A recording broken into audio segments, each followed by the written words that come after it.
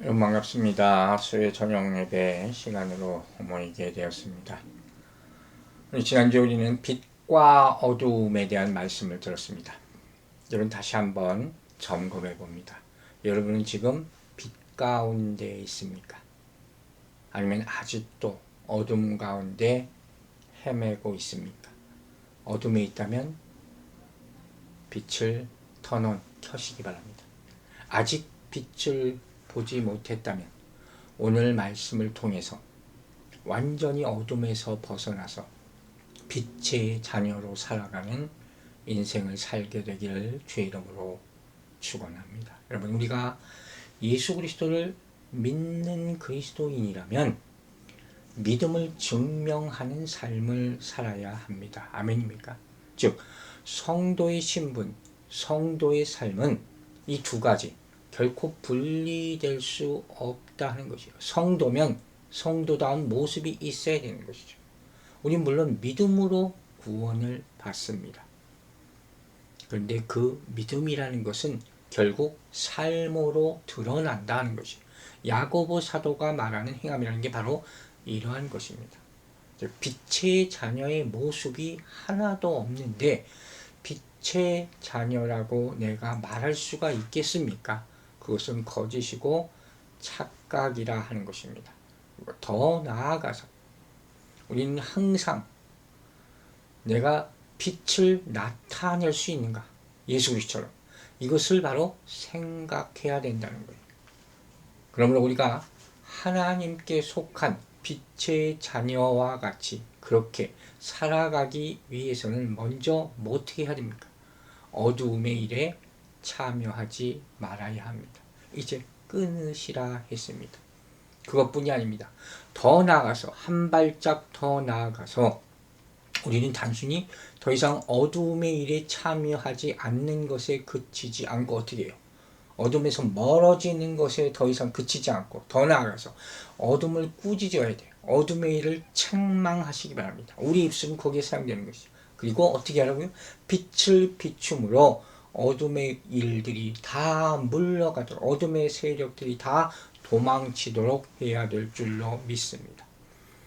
우리가 한번 믿으면 이 참된 신앙이라는 것은 죽은 게 아니라 어떻게 살아있는 것이에요. 역동적이라는 거예요. 계속 앞으로 전진하는 거예요. 멈춰 있어서도 아니고 뒤돌아봐서도 안 된다고 그랬죠. 신앙생활을 잘하기 위한 방법. 그렇죠? 앞으로 전진하는 것이고 안과 밖이 계속해서 변화가 나타나게 되어야 된다는 것이죠. 그러면 과연 그것을 우리가 어떻게 알 수 있습니까? 내가 어떻게 변하고 있는가? 내가 빛의 자녀로 살아가고 있다는 것을 어떻게 알 수가 있느냐? 본문에서 바울은 뭐라고 합니까? 열매라는 거예요. 여러분이 신앙생활에 있어서 열매가 있느냐 없느냐 이건 너무 중요합니다. 오늘 이 말씀을 함께 나눠보려고 합니다. 자, 에베소서 5장 9절 말씀. 자, 빛의 열매는 모든 착함과 의로움과 진실함에 있느니라. 여러분, 이 말씀을 어려운 말씀은 아닌 것 같지만 깊이 한번 이번 기회에 묵상해 보시기 바랍니다. 저도 이 열매에 대해서 아주 오래전에 제가 섬기던 목사님으로부터 많이 들은 바가 있는데 다시 한번 생각해 볼 수 있는 기회가 됐습니다. 자, 에베소 5장 9절은 빛의 자녀로서 우리가 어떻게 해야 되나, 살아야 할, 행해야 될 구체적인 모습이 무엇인가에 대해서 세 가지를 제시하고 있죠. 8절에서 우리 성도를 가리켜서 어둠에서 어떻게 해요? 빛으로 변화를 이룬 사람, 완전 질적인 변화죠. 신분의 변화죠. 이렇게 바울이 얘기했잖아요. 본절 9절에서 그럼 빛인 성도가 맺어야 하는, 빛인 성도가 보여줄 수 있는 열매라는 것이 과연 무엇이냐, 이것을 설명하고 있는 것이에요. 이러한 바울의 이 설명하는 방법은 예수님께서 설명하신 법과 아주 흡사하다고 할 수 있어요. 예를 들어서 산상수훈에서 하신 비유예요. 자, 마태복음 7장 16절부터 20절 말씀 읽겠습니다. 그들의 열매로 그들을 알지니 가시나무에서 포도를 또는 엉겅퀴에서 무화과를 따겠느냐. 이 말씀만 들어도 무슨 말 하는지 알 수 있죠. 이와 같이 좋은 나무마다 아름다운 열매를 맺고 못된 나무가 나쁜 열매를 맺나니 좋은 나무가 나쁜 열매를 맺을 수 없고 못된 나무가 아름다운 열매를 맺을 수 없느니라.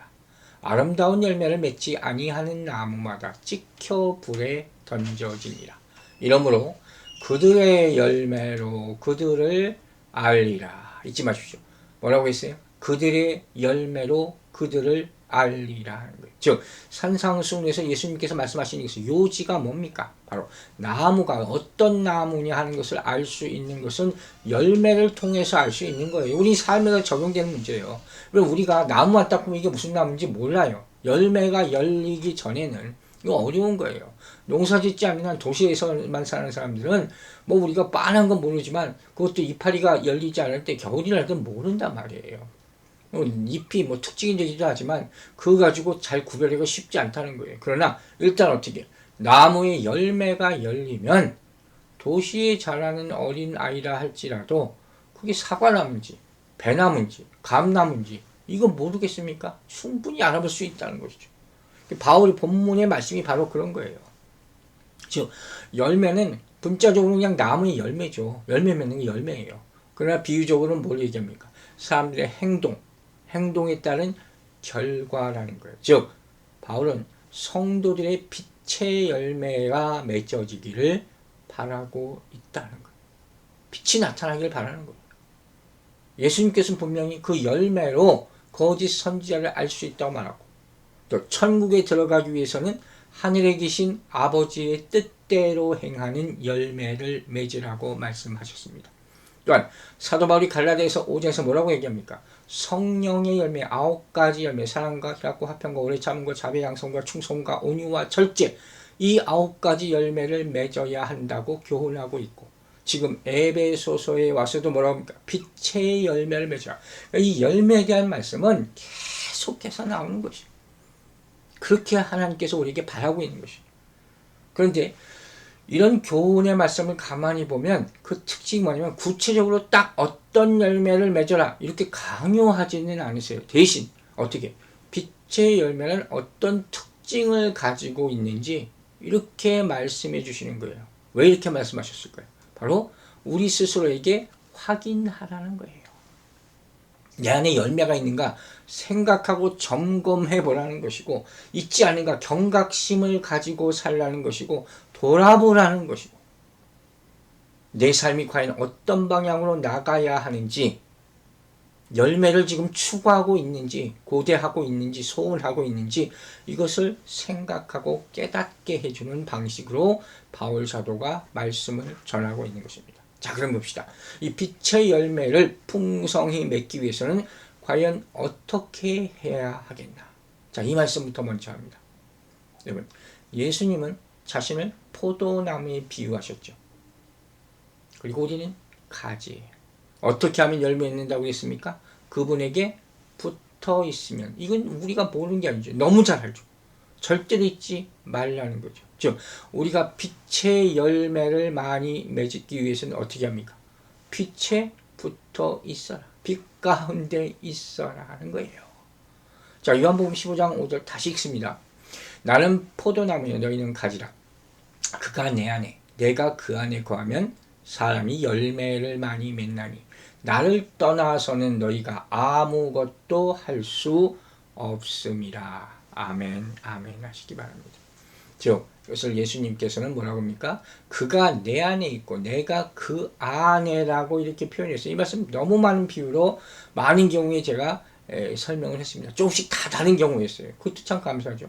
여기서 말하려고 하는 건 뭐냐면 어떻게 하면 내가 그 안에 그가 내 안에 있을 수 있는 건 상호 신뢰예요. 관계예요. 사랑의 관계예요. 용납의 관계예요. 그래서 감사한 건 뭡니까? 주님이 먼저 우리를 사랑해 주시고 주님이 우리를 먼저 믿어 주시고 먼저 우리 문을 두드려 주시고 문을 활짝 우리를 위해서 열어 주셨다는 기회를 주셨다는 거죠. 그러면 뭐가 남아있어요? 우리의 반응이죠. 우리는 어떻게 합니까? 마음과 뜻과 정성을 다하여 그분을 사랑하라. 아멘. 그죠? 그분만은 신뢰하라. 그러면 어떻게 자연스럽게 관계가 성립되고 빛의 열매가 맺혀지게 될 줄로 믿습니다. 근데 여기서 몇 가지 이 열매가 맺어지는 데 있어서 주의할 것이 있어요. 이것 때문에 우리가 너무 망설이고 또 두려워하고 포기하는 경우가 많다는 걸 제가 깨달았어요. 자, 몇 가지 나눕니다. 먼저 열매는 갑자기 만들어지지 않습니다. 시간이 걸려요. 그죠? 그럼 예수 믿자마자 무슨 어마어마한 일이 생기지 않습니다. 열매가 생기지 않을 수 있습니다. 우리는 성화라는 과정이 필요하다는 것이죠. 그런데 오늘 본문이 말하는 것은 뭡니까? 빛의 열매라는 거예요. 제가 바로 어제 오늘 전기를 좀 고치는 게 있어서 램프를 갈았어요. 그게 딱 지금 떠올랐습니다. 자, 무슨 소리냐? 빛의 열매. 전구에 어떻게 해요? 라이트에, 스탠드에 플러그를 연결하면 어떻게 해요? 이건 바로 빛이 들어와요. 이건 시간이 걸리면 안 되는 거죠. 마찬가지예요, 여러분. 참 빛인 주님과 연결되어 있으면 열매를 맺을 때까지 시간이 필요하지 않아요. 그 문제가 아니에요. 내가 예수 그리스도를 믿는다 하는 빛은 바로 나타나야 될 줄로 믿으시기 바랍니다. 두 번째, 열매에 대한 우리가 말씀을 들을 때 생각해야 될 거예요. 열매는 임의로 만들어지지 않는 거예요. 내가 조작할 수 없다는 거예요. 어떤 분이 이런 비유를 하는 걸 봤어요. 이 비그리스도인, 예수 믿지 않는 사람들을 나무에 비유하면 우리는 포도나무와 가지 딱히 생각할 수 있잖아요. 이건 어떤 나무에 비유할 수 있느냐? 크리스마스 트리라는 거예요. 여러분 이거 아십니까? 왜 이렇게 비유했을까요? 크리스마스 트리는 뭐예요? 열매를 기대할 수가 없어요.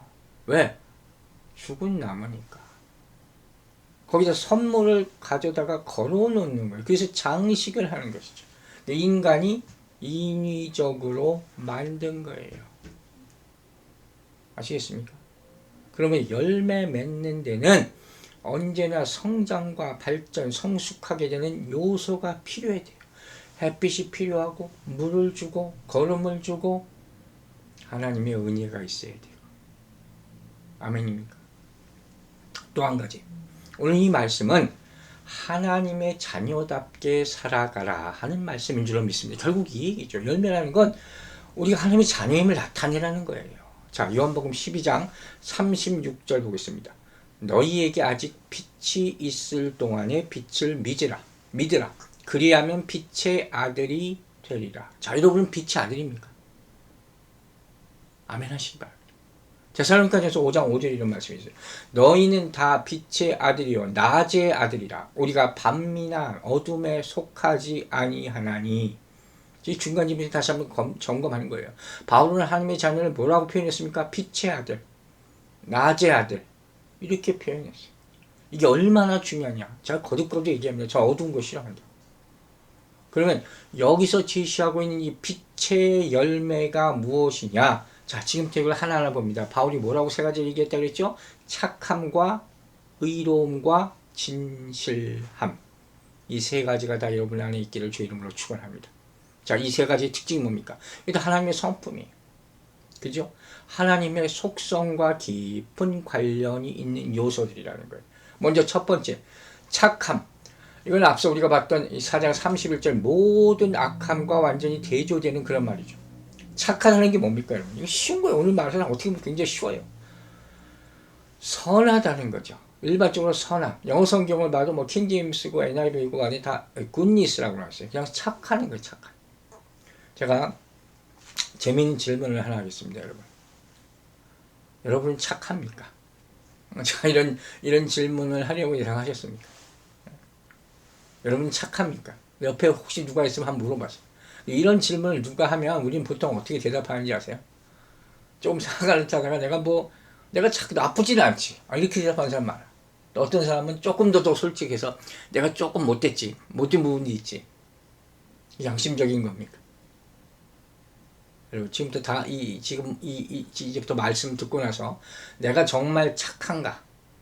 아니면 못됐는가?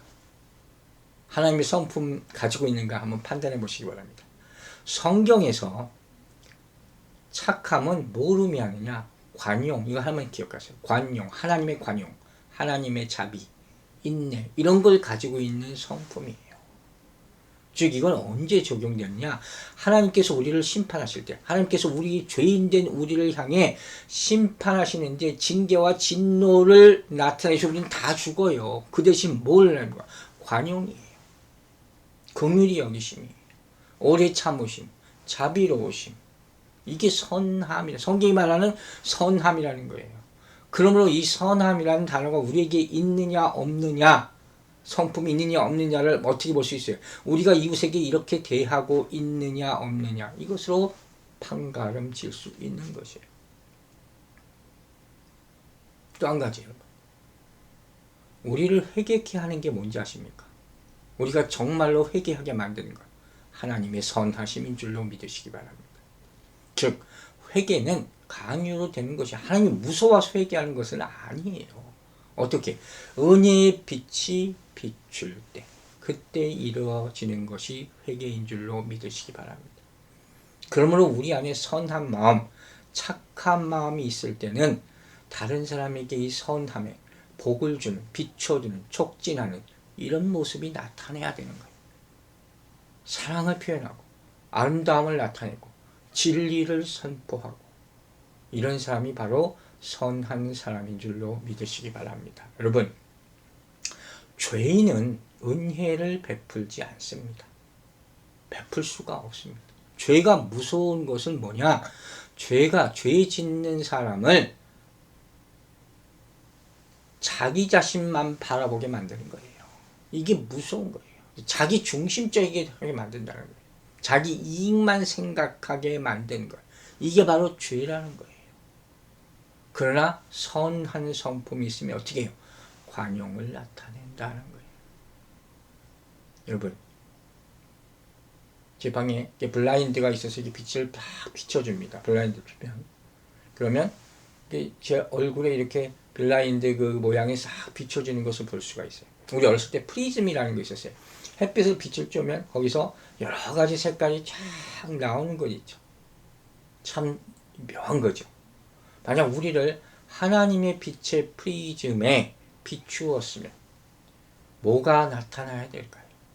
가장 먼저 하나님의 선함, 이 선함이 비춰지게 나타나게 되기를 주의 이름으로 축원합니다.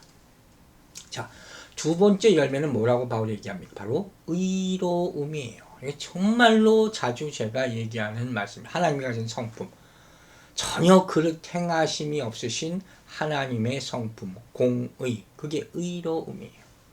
즉, 이 말은 그러므로 예수 그리스도를 믿는, 하나님을 믿는 이 성도들 역시 하나님의 말씀에 조금도 어긋남이 없이 의롭게 행해야 하는 것, 이것이 삶의 특징으로 나타나야 한다, 이 말씀을 하는 거예요. 우리 의로움을 적용하는 것이에요. 문제는 뭡니까? 문제는 뭐예요? 어떤 사람도 하나님의 의에 스스로 도달할 수 없다고 성경이 얘기하고 있다는, 의인 없느니 하나도 없다 그랬잖아요. 의로움에 해당하는 디카이오스네라는 헬라어 말이 있어요. 제가 기억하는 말 중에 몇 가지 하나죠. 기본적으로 뭡니까? 하나님이 주관하신다는 거예요. 하나님이 주관하셔서 하나님이 택한 자를 자기와 바른 관계로 회복시켜주는, 만들어주는 상태, 이것이 바로 의롭게 하심이에요. 자, 로마서 3장 26절에 이렇게 표현합니다. 곧 이때 자기의 의로움을 나타내사 자기도 의로우시며 또한 예수 믿는 자들을 의롭다 하려 하심이라. 본인이 의로우시고 예수 그리스도 앞에 오는 자들을 다 의롭게 만드시는 것, 그게 의로움이라는 거예요. 즉, 참된 의로움은 오직 어디로부터? 하나님으로부터 온다는 거예요. 하나님으로부터만.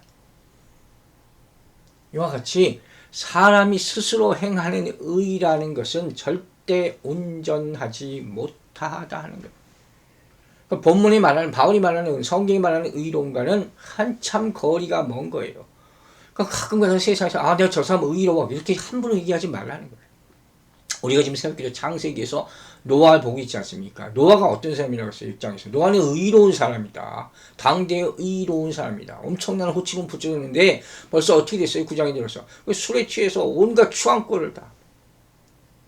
얼마나 창피합니까?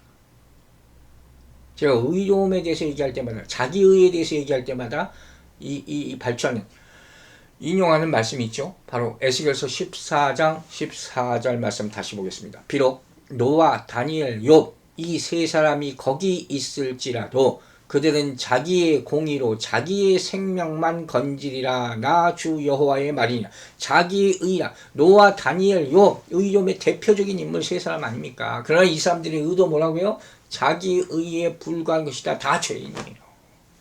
그러므로 여러분, 우리는 우리의 의를 절대로 자랑해서는 안 될 줄로 믿으시기 바랍니다. 내가 있어. 아니라는 거예요. 마태복음 6장 1절에서 이렇게 예수님 말씀하셨어요. 사람에게 보이려고 그들 앞에서 너희 의를 행하지 않도록 주의하라. 주의하시기 바랍니다. 그리하지 아니하면 하늘에 계신 너희 아버지께 상을 받지 못하느니라. 누굴 향한 말이에요? 바리새인들 향한 말. 이 사람들이 뭐예요? 다른 사람들이 보이기 위한 의행함, 외식이란 말이에요. 가면을 쓰고 행하는 것. 우리 안에 다 이런 모습이 있다는 거예요. 여러분 명심하시기 바랍니다. 자, 이와 같이 사도 바울은 착함, 선함에 대해서 얘기하고, 두 번째로 의로움에 대해서 이야기합니다. 빛의 자녀의 열매, 이 두 가지죠. 그런데 이 착함과 의로움, 이것을 바울이 보면 자주 써요. 흔히 함께 쓰기도 합니다. 예를 하나 들어볼게요. 우리가 잘 아는 로마서 5장에 의해서 예를 듭니다. 5장 7절 말씀. 의인을 위하여 죽는 자가 쉽지 않고 선인을 위하여 용감히 죽는 자가 혹 있거니와. 예수 그리스도의 사랑에서 표현할 때죠. 우리가 약할 때, 우리가 죄인 되었을 때, 원수 되었을 때 하나님께서 독생자 예수 그리스도를 이 땅에 보내주심으로 말미암아 하나님이 우리에 대한 의를 확증하셨다 하지 않습니까? 여기 나오는 의예요. 그 예를 들면서 의를 행하는 사람이 있고 선을 행하는 사람이 있다. 이렇게 표현을 한 거예요. 그런데 이 로마서에는 의인이 먼저 나오고 그 다음에 선인이 나와요. 그리고 오늘 우리가 보고 있는 이 에베소서에는 착함, 즉 선인을 먼저 썼어요. 여러분, 이 착한 사람, 선인과 의로움, 선함과 의로움, 이 차이를 알겠습니까? 뭐가 다를까요? 여러분 이걸 알고 있어야 됩니다. 자, 그래서요. 세상에는 소위 말해서 착한 사람들이 많이 있습니다. 자기 스스로 그렇게 얘기하면 주위에서 그런 칭송을 받던 거예요. 그죠? 분명히 그렇습니다. 그러나 그들을 의인이라고는 쉽게 부르지 않습니다. 왜 그럴까요? 선한 사람과 의로운 사람을 구분하는 기준이 있다는 거예요. 그게 뭔지 아시겠습니까, 여러분? 그게 뭘까요? 성경에서 구분하는 기준. 바로 율법이에요. 율법. 즉 하나님이 주신 법을 지키느냐 아니냐, 여기에 의인과 선인이 달라지는 거예요.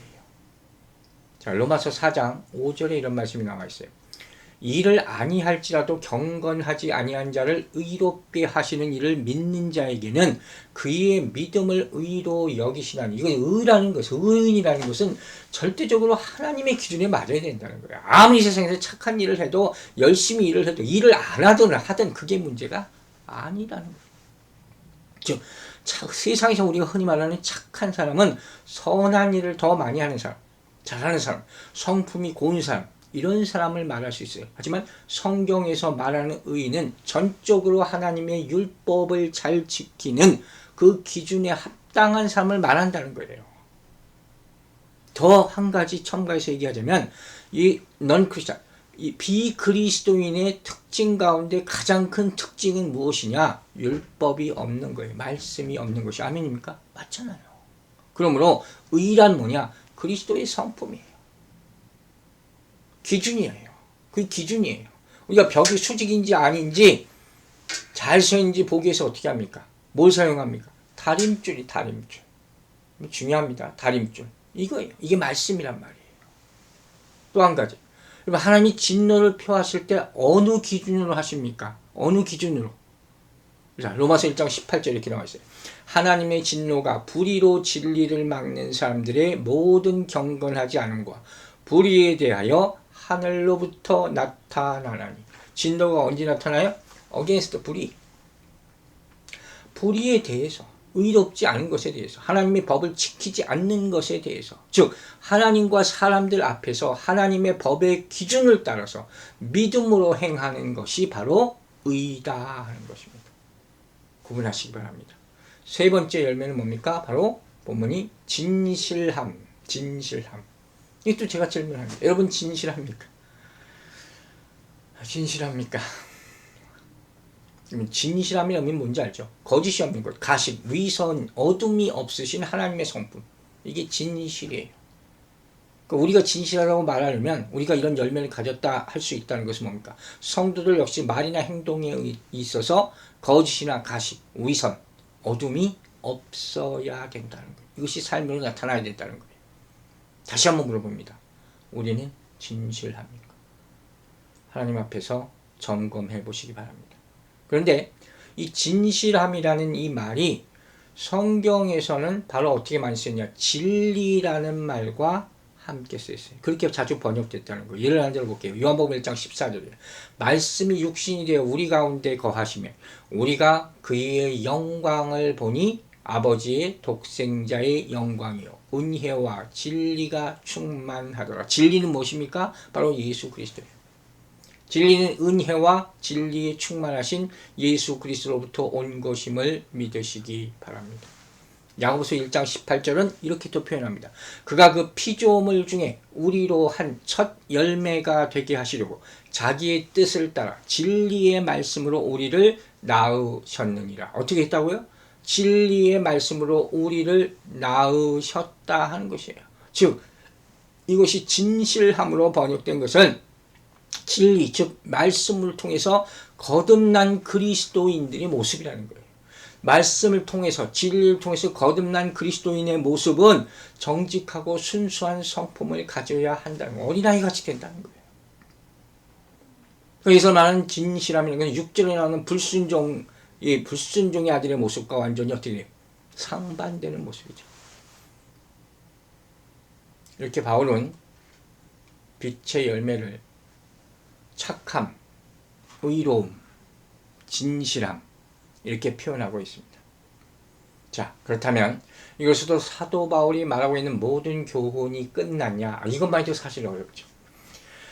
근데 제가 다시 묵상하면서 한 가지 단어를 빼먹을 뻔했어요. 단어가 꼭 중요한 게 아니라 우리가 꼭 잊지 말아야 할 사실을 또 한 가지 발견하게 됩니다. 그게 뭐냐? 바로 모든 착함.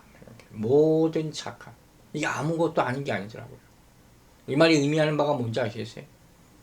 이 단어를 통해 사도 바울이 강조하고자 하는 것은 무엇이냐? 바로 하나님의 성품을 닮아 있는 이 성도들의 특징은 모든 착함, 모든 의로움, 모든 진실함이다. 즉 이 말은 어쩌다 한번 간헐적으로 이런 모습이 나타나서는 안 된다는 걸 쉽게 말합니다.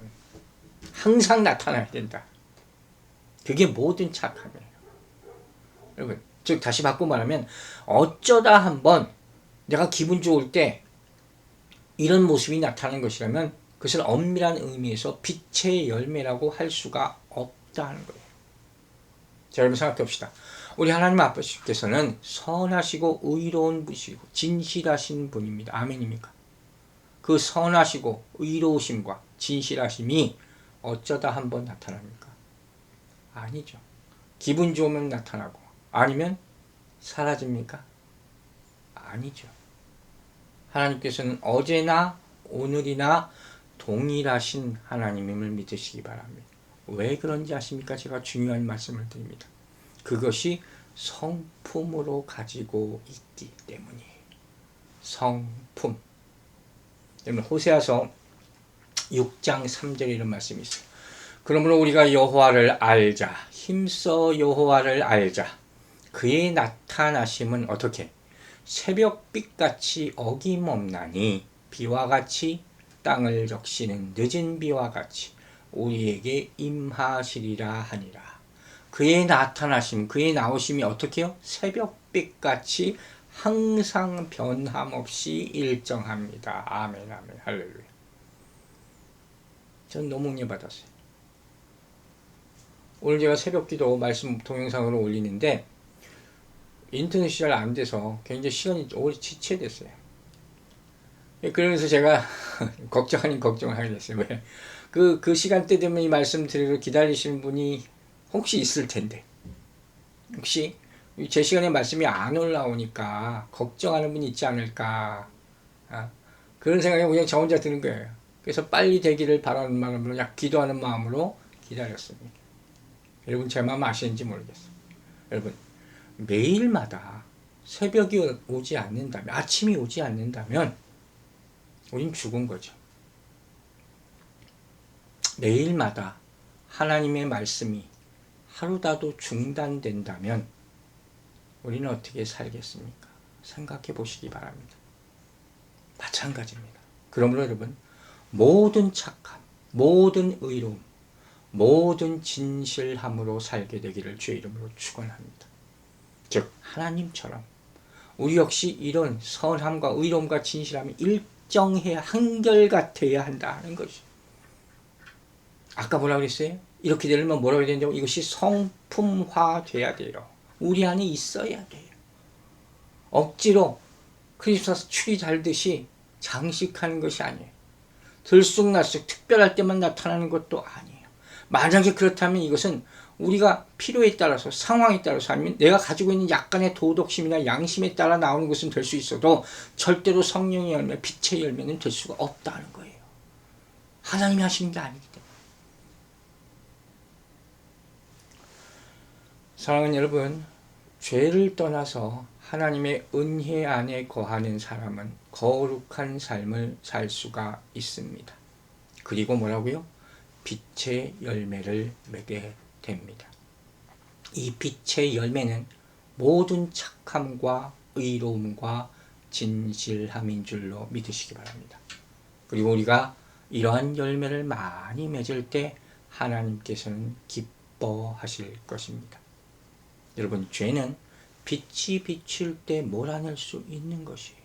빛은 어둠을 빛으로 바꾸기 때문입니다. 그리고 빛 자체이신 하나님은 악한 행실에서 돌아선 자들을 기뻐하실 줄로 믿으시기 바랍니다.